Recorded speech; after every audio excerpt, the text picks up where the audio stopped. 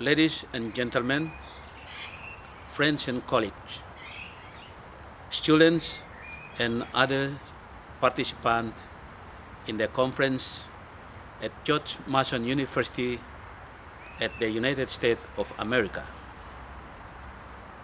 My name is Rumbiak. I am a former political prisoner, academic, politician, and also diplomat. Today, I would like to talk about solving the political impasse between West Papua and Indonesia. Ladies and gentlemen, since the discharge of President Suharto in 1998, Indonesian governments have tried to assure their international donors of their democratic intention and decentralizing measures. Decentralizing West Papua was special autonomy and the division of our homeland into two provinces. Jakarta claims that unrest in West Papua is driven by social and justice problems, not by political issues, and that special autonomy would satiate the Papuans' demand for independence.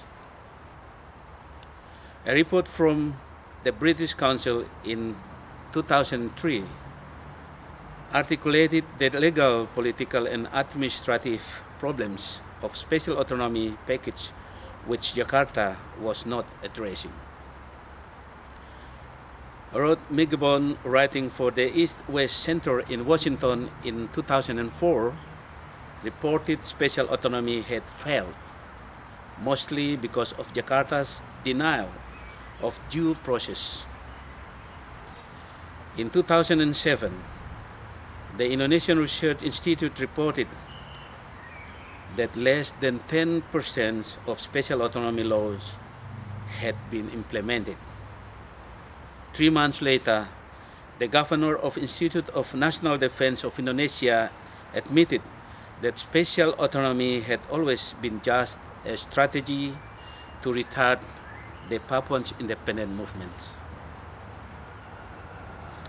It was only a few privileged Papuans in Jayapura who believed that post-Suharto governments would treat Papuans fairly and democratically. But for good reason, there has never been popular support for any form of Indonesian governance in West Papua. And by August 2005, 20,000 Papuans were marching with a coffin, sending special autonomy back to Jakarta.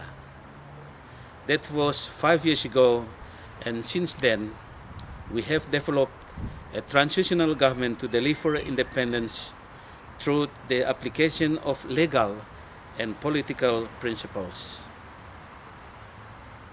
On 10 of June 2010, the Papuan People Council and 28 Papuan civil organizations concluded a formal evaluation of special autonomy.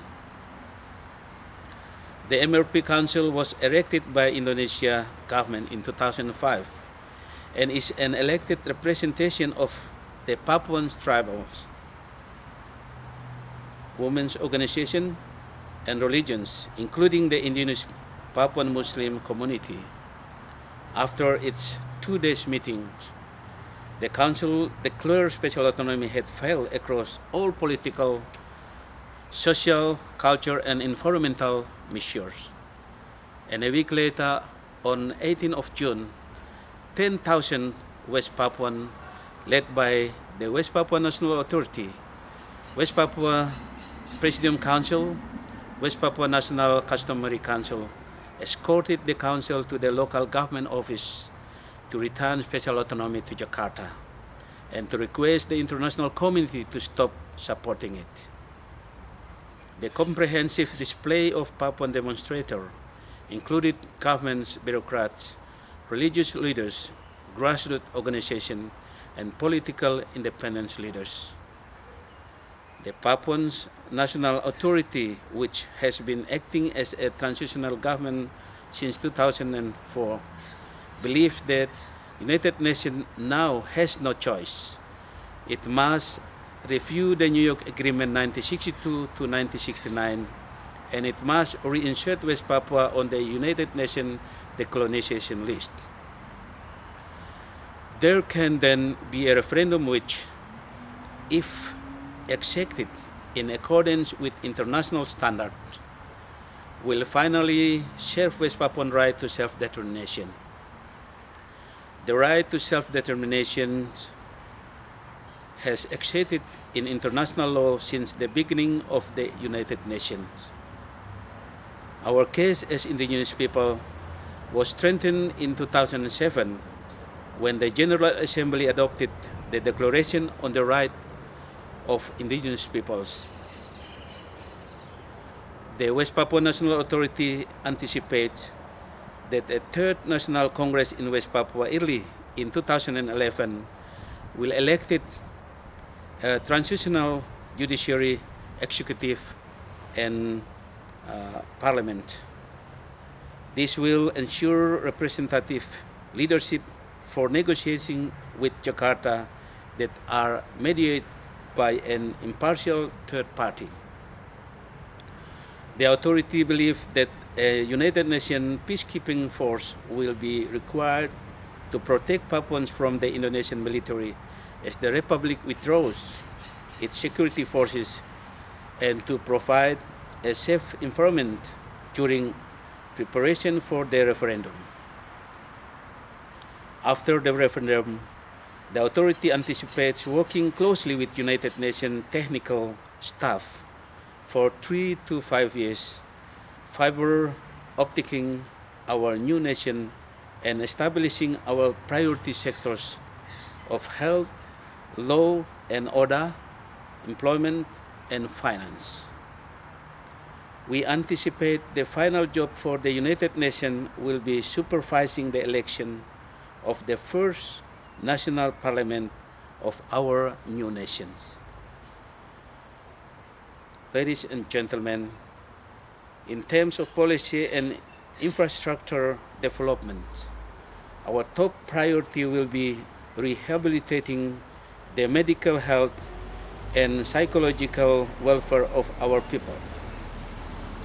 West Papua have been brutalized for almost half a century, and our health indicators are the lowest in the Indonesian Republic. We cannot afford the current rate children mother mortality because indigenous Papuans are already a minority people in our own homeland. Trauma is also a national issue. One recent study calculated 546,000 missing Papuans since the beginning of the Indonesian occupation. The problem is too big for our pastor and priest to deal with, as they have been for the past 50 years, and we need the help of experienced health practitioners to restore the dignity and of a thousand of Papuans individuals. There are many issues that we who have lived in a war zone and who are also facing independence for the first time have to think about. I have therefore included in this DVD package a fairly comprehensive paper which some of you might find useful. The paper has been developed over a number of years during long meetings and expensive telephone calls with freedom fighters, Papuan politicians, and civil servants, tribe leaders, church leaders, women's leaders, and of course the influential students and youth organization. I hope this conference at George Mason University stimulates interest in solving this long-standing impasse between Jakarta and West Papua. I believe it is time for the United States of America to say, yes, we can help the West Papuans, because helping Papuans win their democratic rights will also help Indonesia to understand what democratic is. Thank you very much, and God bless all of you.